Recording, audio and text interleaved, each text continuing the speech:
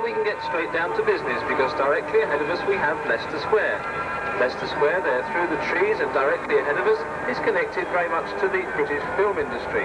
Many of the British film premieres take place here, perhaps in front of one of the members of the royal family. And also in Leicester Square we have a charming statue to Charlie Chaplin, the famous film comedian. Also in Leicester Square it's possible to buy your cheap theatre tickets. We have a half-price theatre ticket booth here in the square, and you can buy your tickets cheaply for some of the London shows at half price and only for cash.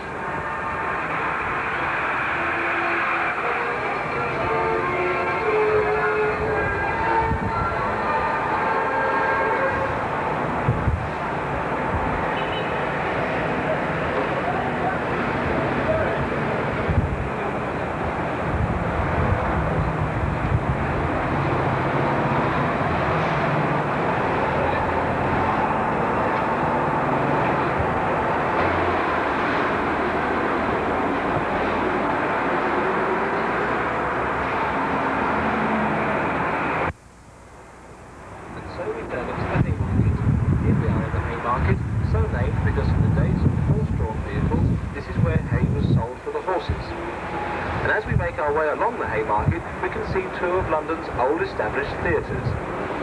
Across on our left-hand side we can see the Theatre Royal Haymarket. There's been a theatre on this site since 1720.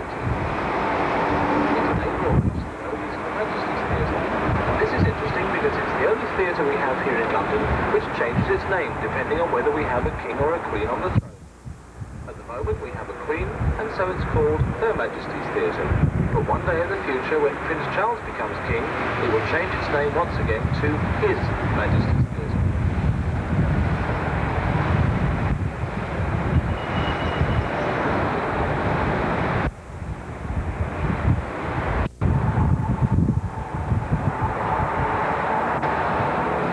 And so we come into Pall Mall. And as we do so, if we look ahead of us and across to our right-hand side, we can see a collection of statues. And these statues are all dedicated to the Crimean War. The statue which we can see of a lady across there on our right-hand side is in fact the lady with the lamp, Florence Nightingale, across on the right-hand side.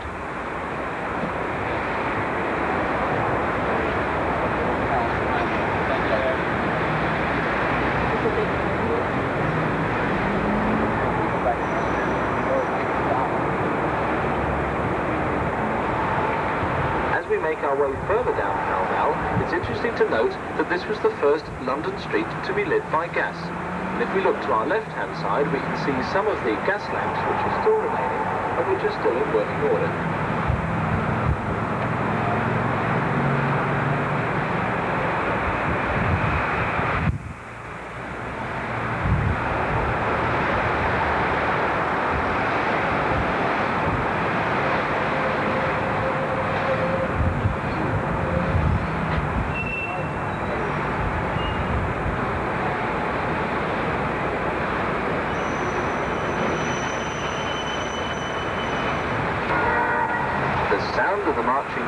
Tells us we're on our way down to a palace.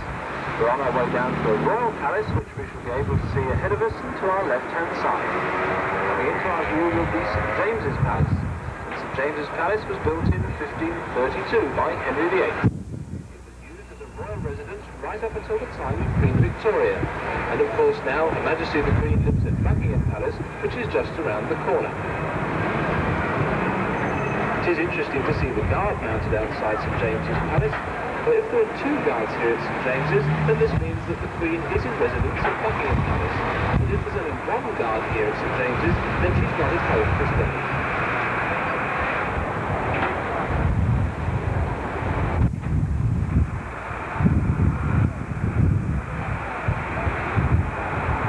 And so we turn away from St James's Palace and into St James's Street. St James's Street is a very famous London street, and we like to think one of the reasons why it's famous is because that's where London Pride Sightseeing and Culture Bus have their head office. If you have any inquiries whilst you're here in London, or any tickets which you want to buy for the tours, please don't hesitate to come in and see us. Our office is about halfway up on the left-hand side. This street is also famous for the number of gentlemen's clubs which we have here. These gentlemen's clubs are where the gentlemen of the city come to conduct their business, perhaps over a quiet drink or a meal with their colleagues. And whilst there are clubs on both sides of the street, perhaps the most interesting is the one that we shall see at the end, on the right-hand side and next to the National Westminster Bank. This is a white building with the black railings outside, and it's the oldest gentlemen's club that we have here in St James's, and it's called White's. What's particularly interesting about White's is this is where Prince Charles held his stag night before he got married to Lady Diana.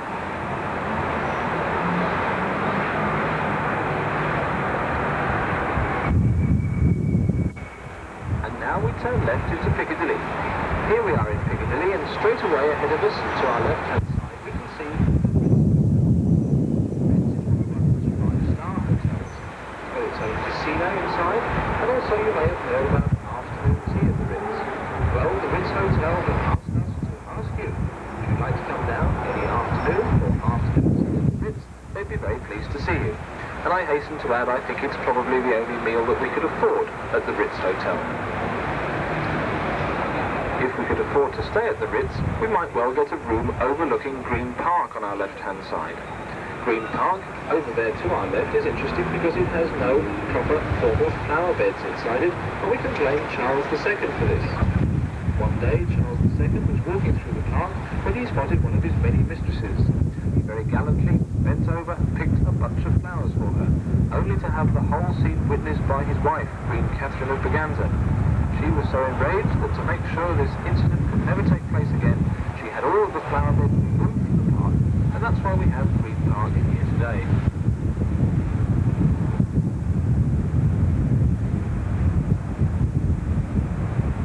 Cafe is across on our right-hand side. It's over there to our right with the brown canopy. The Hard Rock Cafe is a very popular meeting spot for young people and also for visitors, across there on our right. We're now approaching Hyde Park Corner. Hyde Park Corner is a very busy roundabout here in the centre of London, with one of Europe's busiest flows of traffic. In the centre of Hyde Park Corner Island, we can see through the trees the Wellington Arch. The Wellington Arch is here named after the first Duke of Wellington, and nowadays it houses a small police station inside.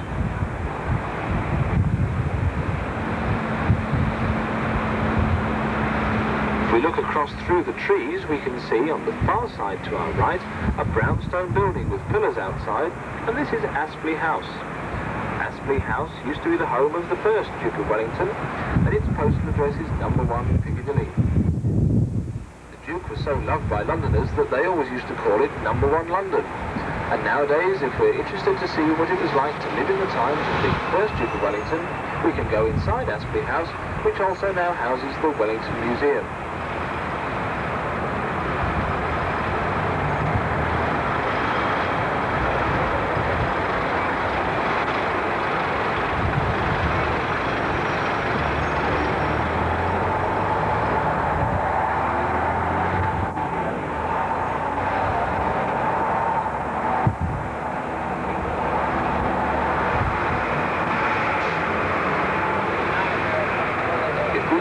To our right-hand side, we can see Hyde Park.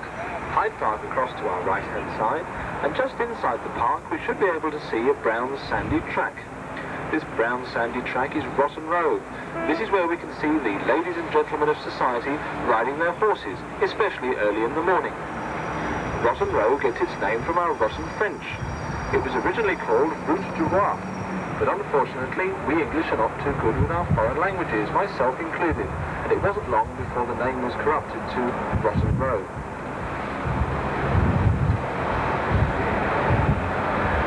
And so we go forward into the fashionable shopping district of Knightsbridge. There are a good many nice ladies' dress shops here in Knightsbridge, and ladies, if you go shopping in one of these places, you can be assured that at your next party, nobody will be wearing anything remotely similar. That's because many of the designs of these shops are exclusive, and of course they've got price tags to match.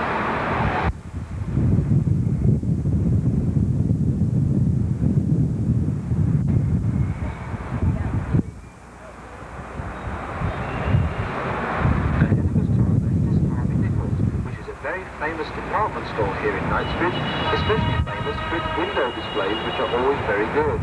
These window displays are changed every month.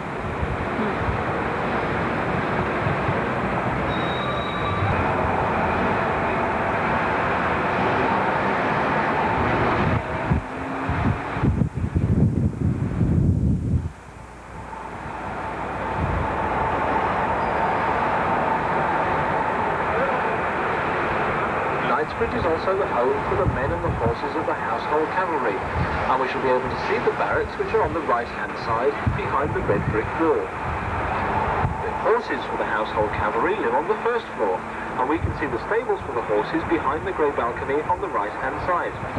Sometimes we can see the horses looking over the top. A little bit further along in the barracks we can see a tall tower block, and this tower block has got some fine views overlooking London and in particular Hyde Park. Many a millionaire would like to have spent a lot of money buying a penthouse suite here, but unfortunately it's one of those cases where money can't buy, because the only people who can live in this tower block are the men and their families from the household cavalry.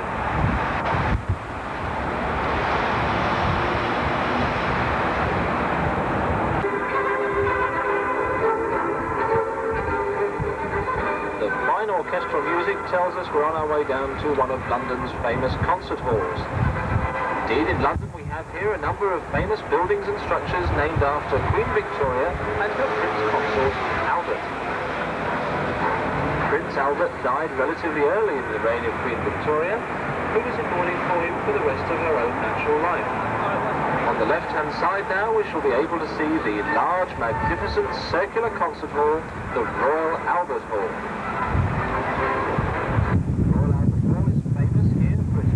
Concerts, and in particular for the Henry Wood Promenade concerts, that's the proms, which are held here in late summer.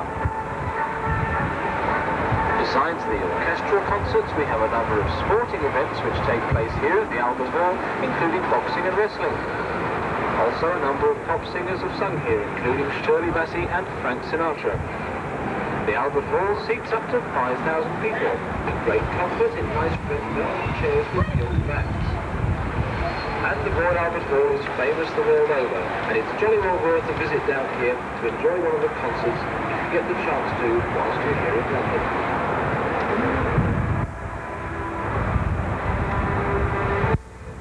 1851, which was held on this site here in Kensington Gardens as the first World Trade Fair. As a result of the great success of the Great Exhibition, the money was raised to build the Royal Albert Hall, and indeed in those days it was called the Hall of Arts and Sciences. As a result of the money and enthusiasm generated from the Great Exhibition, it was possible to build more museums in this part of London, and we're on our way now down to see some more of them in South Kensington.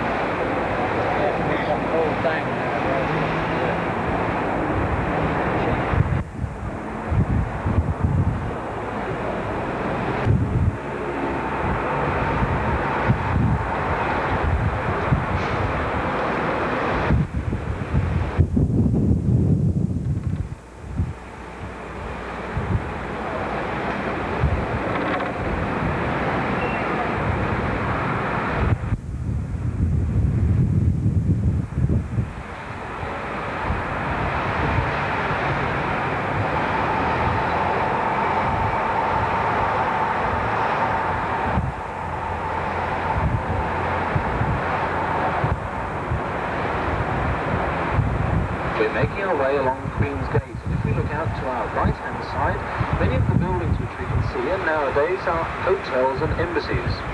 In bygone days, these were the town houses of the very rich. And if we look across to our right, we can see that the windows of the ground and first floor levels are quite large. These are the windows to the rooms where the owners of the buildings used to live.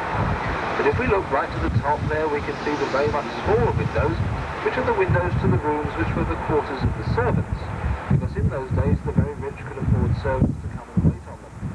This was very much the days of upstairs, downstairs.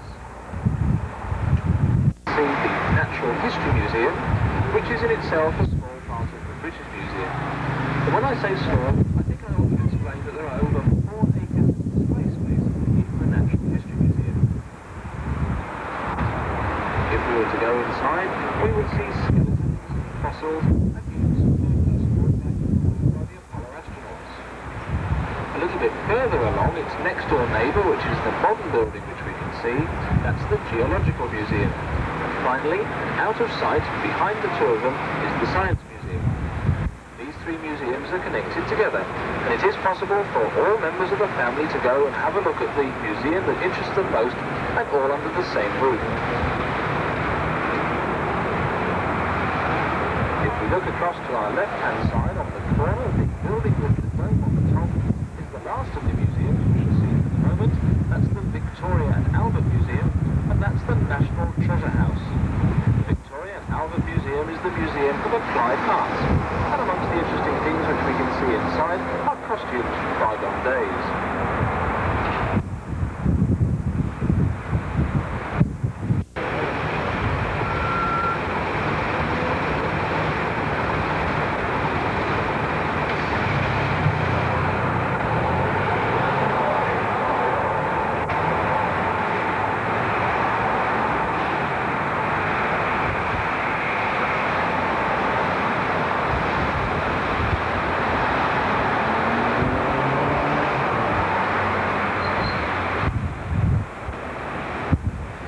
Gold-coloured building with the dome on the top and the many flags. Harrods was founded in 1901 with a staff of 2, and nowadays they've got a staff of over 4,000.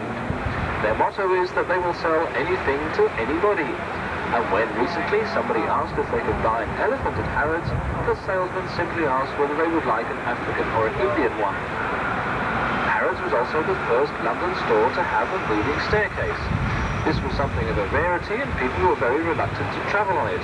So Harrods offered a tot of brandy to anybody to calm their nerves before they went up on the escalator. We'll turn into the narrow Beecham Place. As we make our way along Beecham Place, we may see the shop on our left-hand side called Sarah Spencer. This is a rather nice ladies' clothes shop, and Sarah Spencer is indeed Lady Sarah Spencer, the sister of Princess Diana. Further on the left-hand side, we may see one of the shops where Princess Diana buys some of her clothes. This is the shop of Bruce Oldfield. It's got a very fine display of ladies' clothes in the window, and it's the only shop with smoked glass windows in Beecham Place.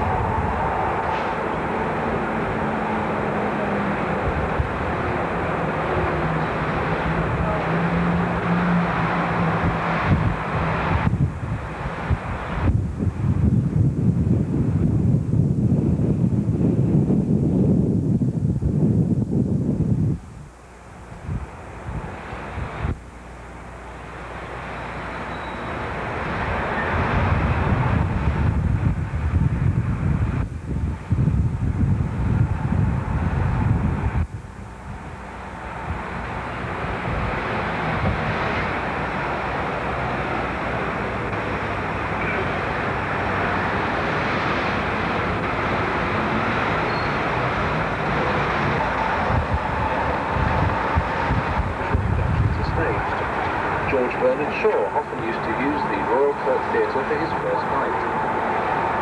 George Bernard Shaw had an interesting exchange of letters with the Prime Minister, Winston Churchill.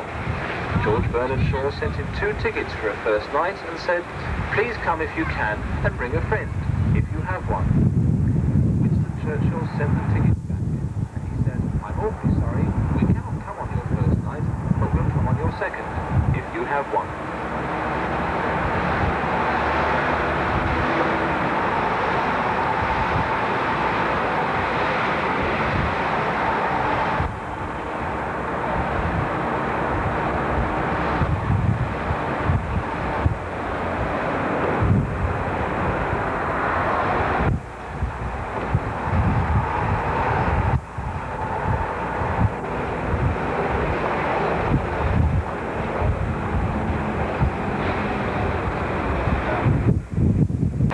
We're looking into the grounds of the Royal Hospital Chelsea. The Royal Hospital Chelsea is not a hospital in the proper sense of the word, but it's a retirement home for old soldiers. Members of the army who retire can give up their forces and their state pension and live here free of charge and get a little pocket money. I'm sure you must have seen the famous Chelsea pensioners in their scarlet uniforms at ceremonial occasions here in London. year, the grounds of the Royal Hospital Chelsea are used for the Royal Chelsea Flower Show. This, of course, is attended by Her Majesty the Queen, and it brings many hundreds of thousands of people from all over the world.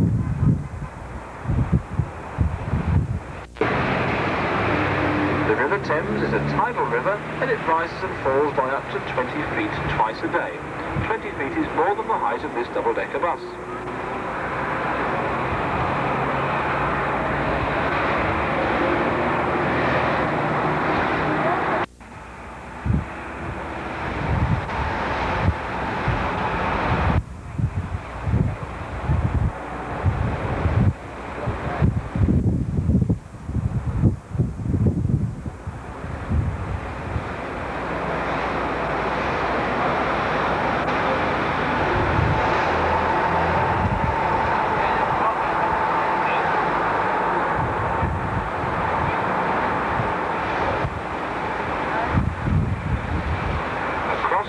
Side of the river there, we can see the four tall chimneys that are the landmark that is Battersea Power Station.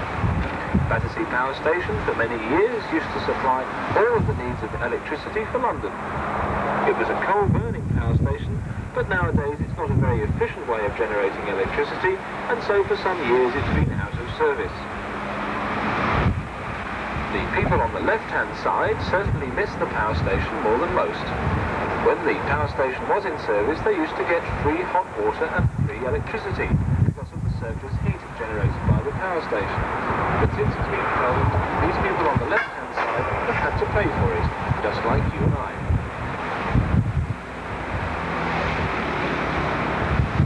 These people on the left-hand side live in the Churchill Estate. The Churchill Estate is subsidised municipal housing where rents are about £25 a week for a two-bedroom apartment. Their neighbours a little bit further along on the left-hand side live at Dolphin Square. This is private housing with its own supermarket, squash court and swimming pool, and where people pay in the region of about £500 a week. Dolphin Square, the white-faced building coming up on the left-hand side. Across on the right-hand side we can see the green, and in the green is a statue of a man in a toga. This man claim to fame was that he was the first man to be run over and killed by a railway engine. He turned up at the first day of the Liverpool and Manchester Railway, and he was run over by the first train, and it was fatal.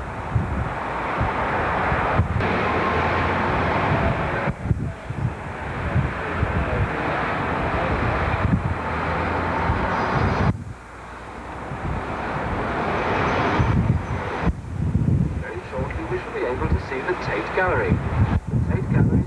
In modern art and sculpture. And as a taste of what we can see inside the Tate, we've got a piece of modern sculpture across on the right-hand side. Across on the right-hand side, by the pavement, we can see interlocking pieces by Henry Moore. The Tate Gallery we shall be able to see on the left-hand side. Inside, the modern art and sculpture which we can see are by those such as Constable, Gainsborough, Picasso, Hogarth, and Francis Bacon.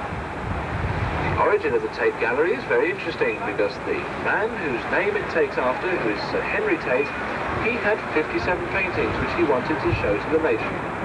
He didn't want to put them in the hands of the South Kensington museums, so he built his own one, which is where we have the Tate Gallery now. He is Sir Henry Tate of the Tate & Lyle Sugar Corporation. If we'd like to come down to see the Tate Gallery, there's no problem in common with all of our museums here in this part of London. Absolutely free to get inside, but if you're coming down on a Sunday, they don't open until 2:30 in the afternoon. It's a popular place to come and visit down here at the Tate Gallery, and if we look to our left-hand side, you can probably see they're building an extension.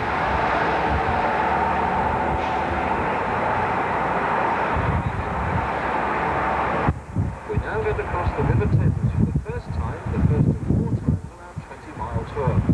We're going to cross the River Thames by way of Lambeth Bridge, which we can see across and on our right-hand side. This is the second bridge on this particular site, and this one has been here since 1932. And as we make our way onto Lambeth Bridge itself, if we look out across to our left-hand side, we're going to get a fine picture postcard view of the Houses of Parliament. And as we look at the Houses of Parliament, we're looking at the twin debating chambers of the House of Commons and the House of Lords, which is where much of the great affairs of state are debated and voted upon. The Houses of Parliament stands on the site of the old Palace of Westminster. This particular building was designed by Sir Charles Barry, with detailed drawings by Augustus Pugin. It was opened by Queen Victoria in 1852. The Houses of Parliament covers the site of 8 acres, 11 courtyards, 100 staircases, and over 1,000 rooms. These are all connected by passageways.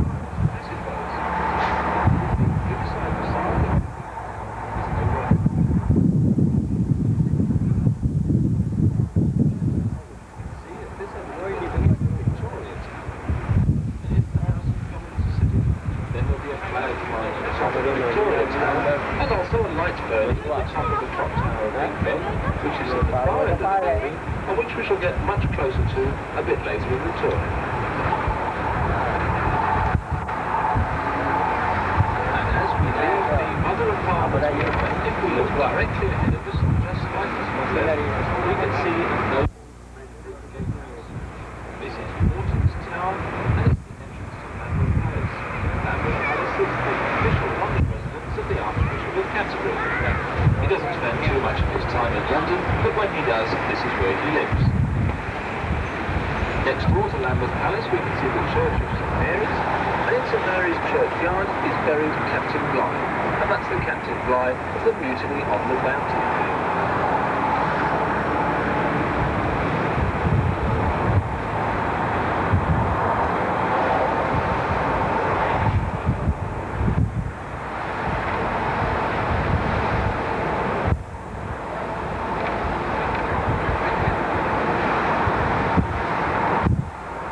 Start her training school for nurses.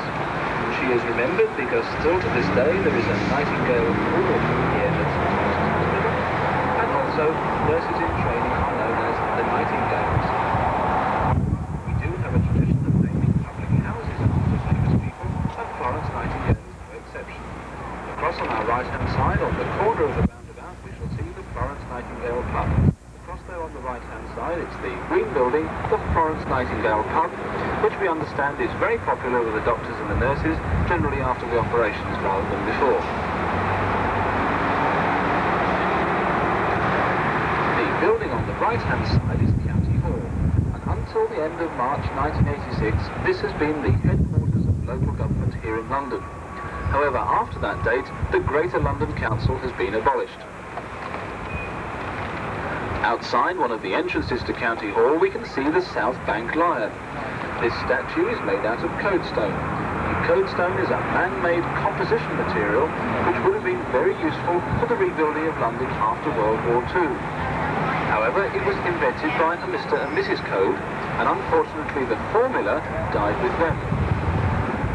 So all we have left made out of codestone here in London is the South Bank Lion, and it's proved more durable than the politicians inside.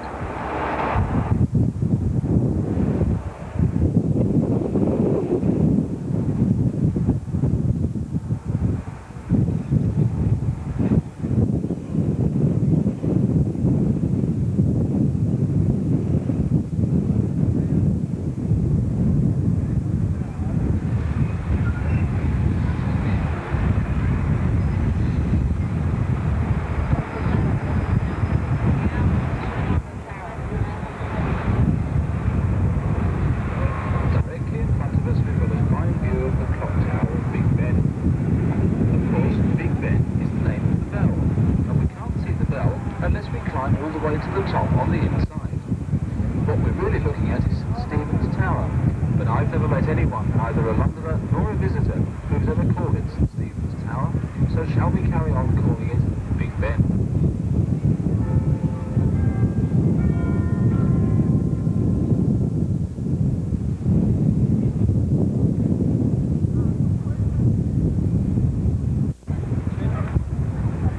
Whilst we can't see Big Ben, we certainly can hear it, because it chimes all over London 4 times an hour.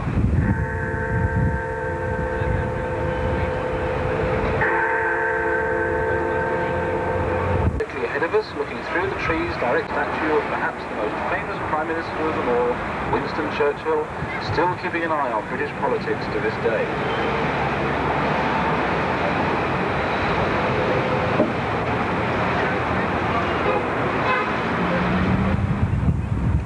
As we make our way around Parliament Square, on the left-hand side we still have the Houses of Parliament, whilst directly ahead of us the small church which we can see on the corner is St Margaret's of Westminster. St Margaret's is the parish church of the House of Commons, and Samuel Pepys and Winston Churchill were both married here. To our left, which was founded by Edward the Confessor in 1065, is shrine inside.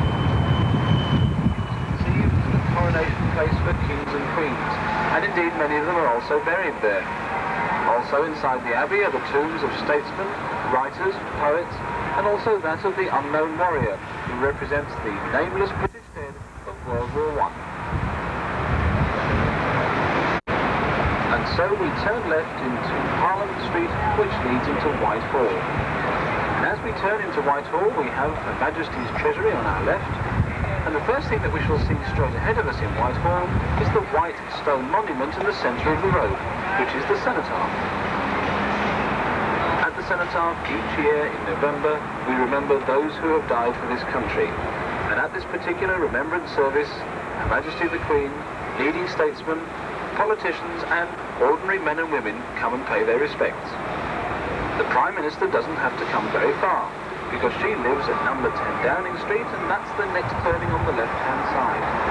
We're not allowed to stand at the end of Downing Street for too long for security reasons, but at the far end of Downing Street and to the right-hand side, usually with a policeman outside, is number 10, where the Prime Minister lives, and also next door number 11, the home of the Chancellor of the Exchequer.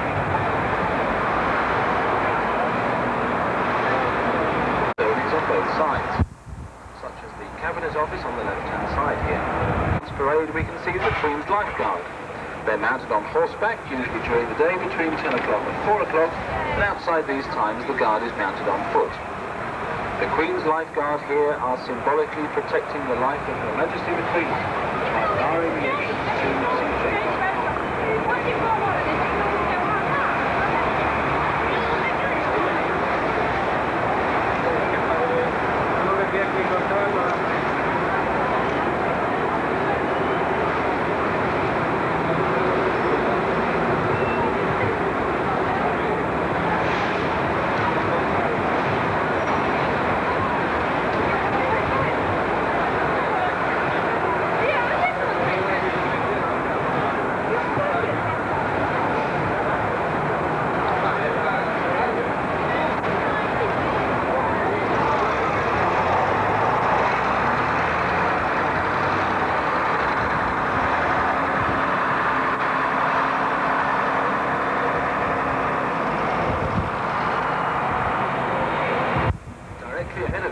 Trafalgar Square, and we can see Nelson's column rising high above our heads.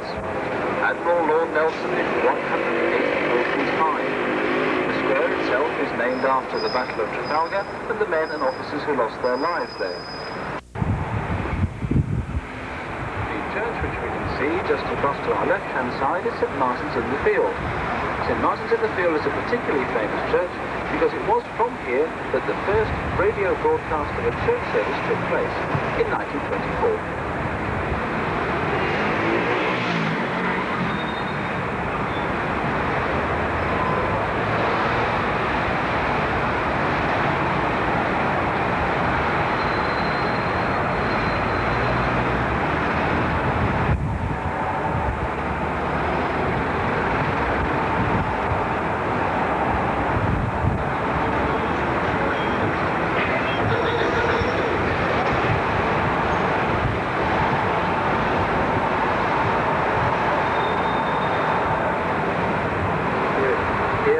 Centre of London we've got a mainline railway station, that's Charing Cross Station across on the right, and on the forecourt we can see a copy of an earlier memorial.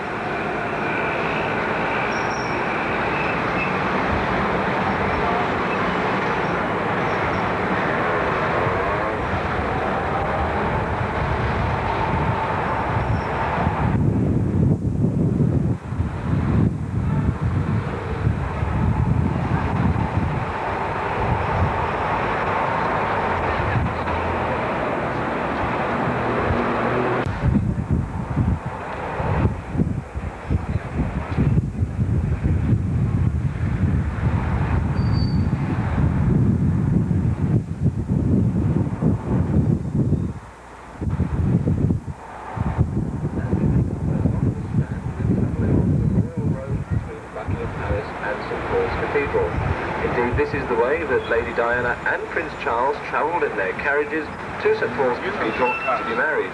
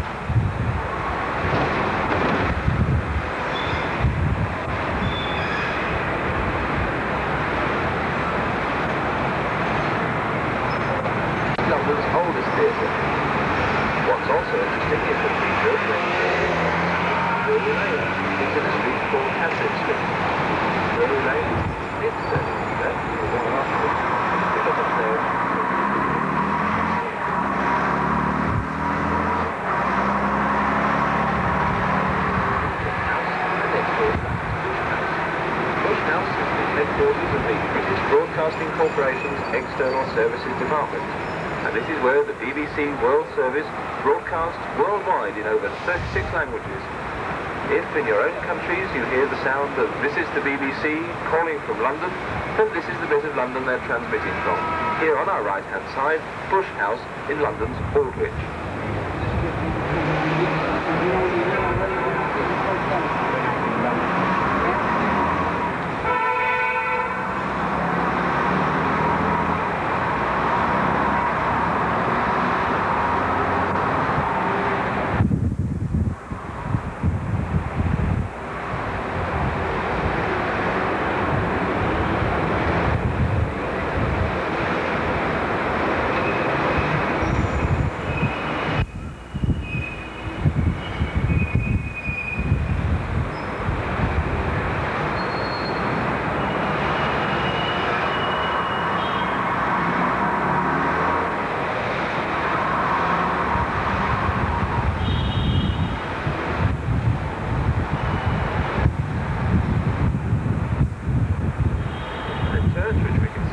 Ahead of us is that of St Clement Danes.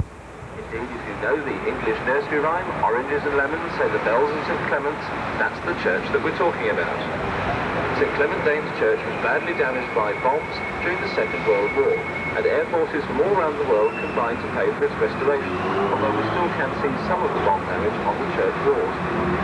Nowadays, St Clement Danes Church is the central church of the Royal Air Force.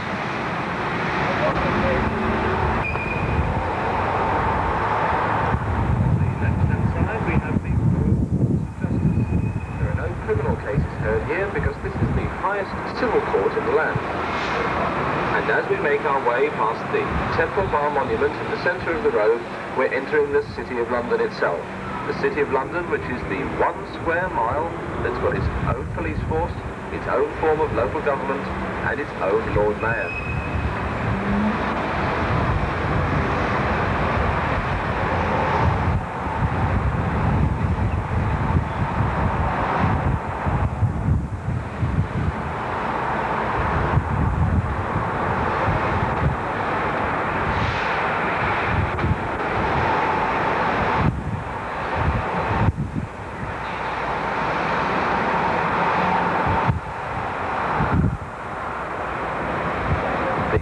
In the City of London, which we shall travel along, is Fleet Street.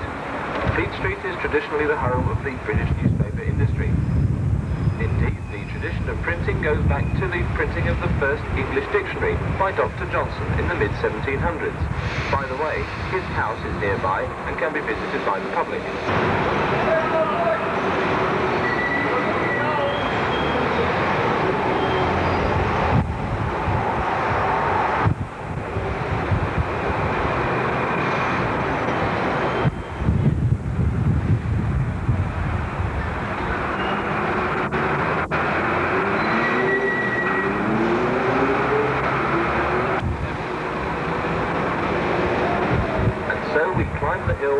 Paul's Cathedral. If we look directly ahead of us, we can see the magnificent dome of the cathedral rising before us.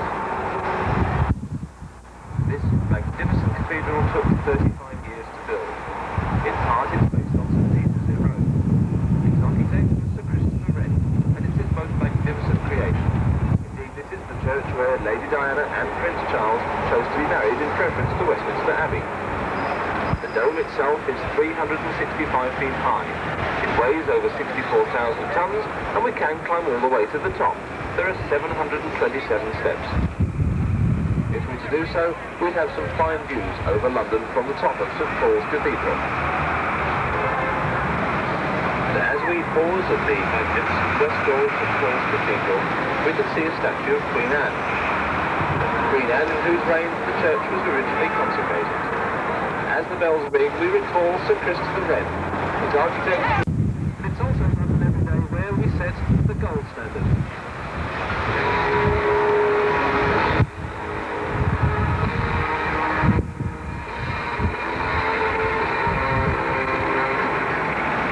Indeed, we set the gold standard in London because of our geography.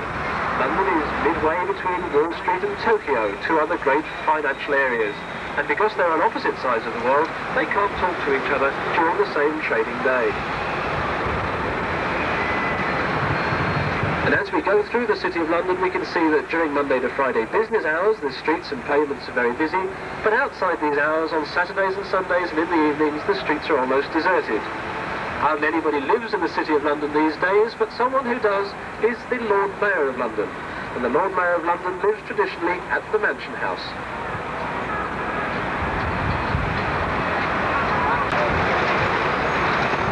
Across to our left-hand side, the Bank of England there on the corner, the building with no windows at ground level, and across on our right-hand side with the pillars outside, the mansion.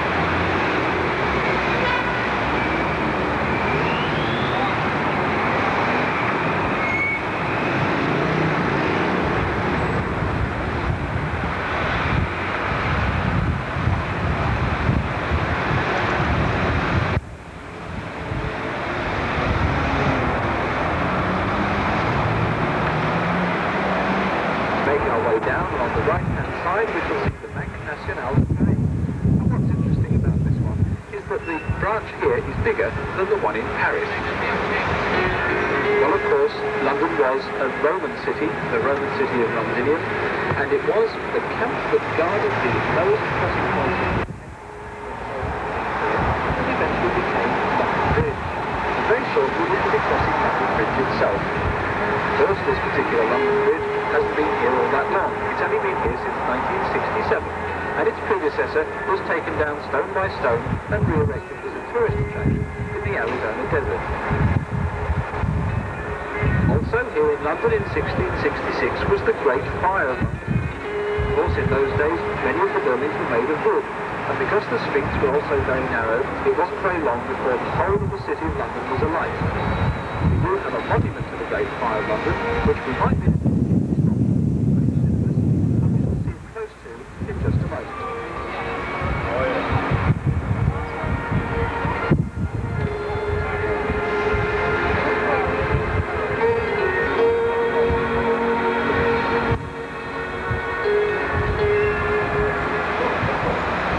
Our bridge, of course, is the one that opens in the centre, and at the lower level there, the roadway opens in 2 halves to let the tall ships pass in and out of the Pool of London. To climb to the top of Tower Bridge by going up in an elevator on the left-hand side there, walk across the covered walkway at the high level, visit a museum all about the Tower Bridge, and then come down again on the right-hand side. From the top of the covered walkway, we've got some fine views all over London, and in particular of HMS Belfast, which we can see moored there in the foreground. HMS Belfast was a cruiser in the Second World War. It's now permanently moored here as a floating museum. During daylight hours, we can go on board the Belfast and see what it was like to be on a real fighting ship during World War II. Here on London Bridge, this is a new London Bridge which has been here since 1967, and it's very popular with the commuters going to and from the City of London. Most of them walk, and that's why the pavement on this side is wider than the pavement on the other side. And unlike its predecessor, this particular London Bridge certainly is falling down.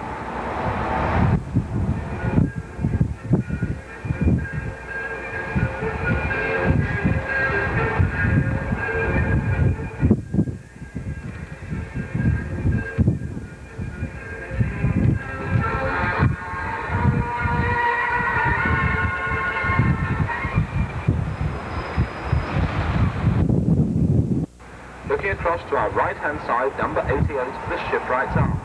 And we shan't be able to miss it because of the lady who we shall see hanging out over the front door, tempting you to come in. That's the Shipwrights Arms on the right-hand side. Well, of course, no tour of London would be complete without a trip over Tower Bridge itself. And now, as we make our way along the south bank of the River Thames, we're on our way for a ride over Tower Bridge.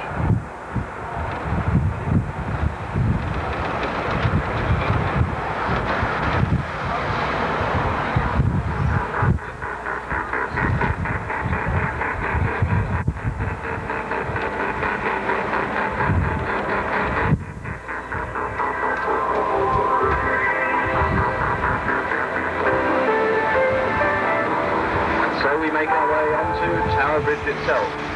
And as we look at the bridge directly ahead of us, look how much larger it is now as we see it in real life, as opposed to how we saw it from London Bridge a few moments ago. Tower Bridge, of course, is the one that opens in the centre. The whole of the roadway and the pavement opens up to allow the ships to pass.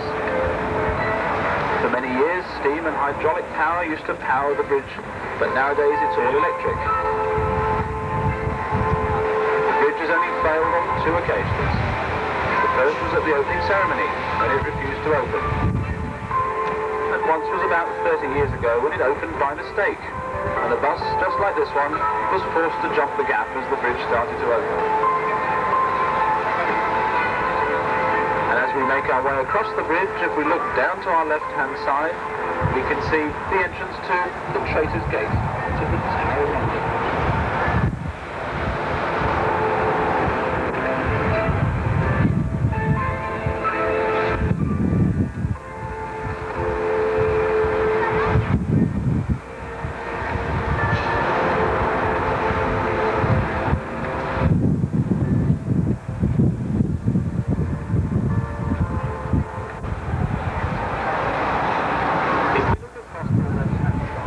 There at the top, we can see the 4 turrets which form the corners of the White Tower. The White Tower was built in 1078 following the conflict, and it was built to dominate the City of London. Indeed, in those days it was by far the largest building on the London skyline. It was added to over the next 300 years or so, and if we look now down on the left-hand side, you'll see the roof, which runs all the way round the tower, is now kept dry, and this is to preserve this ancient building, because there are over 900 years of British history inside these walls. Also inside the Tower of London are the crown jewels of state, which are kept here, and while the real crown jewels are not copies, they are kept here amidst great security, and it is possible to come down and visit them inside the Tower of London. And I would say that if you do plan to come and visit the Tower, make sure that the crown jewels be your first stop, because it gets very crowded later.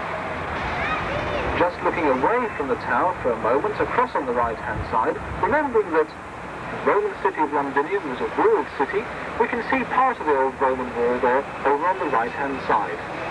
And it's interesting to recall that this Roman wall is nearly 2,000 years old.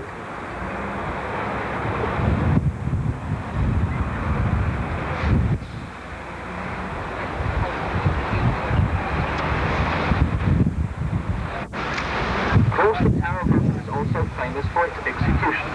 But you may be interested to know that by far the majority, in fact nearly all of the executions which took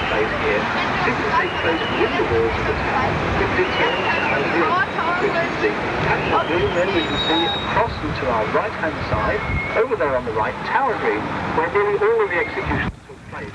Although it looks very green and very pleasant now, it's by far one of the most bloodiest spots in the land.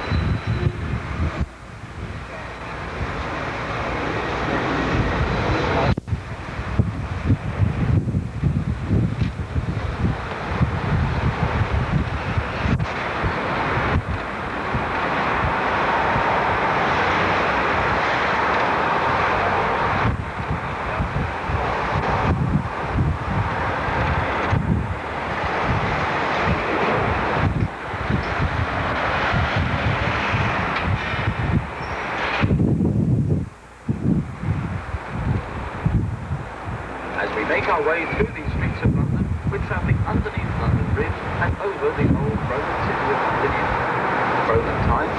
And when these buildings, which we can see on both sides of the road, are being excavated before being built, then sometimes it's possible to come across the real treasures from Roman times. Nowadays it's normal to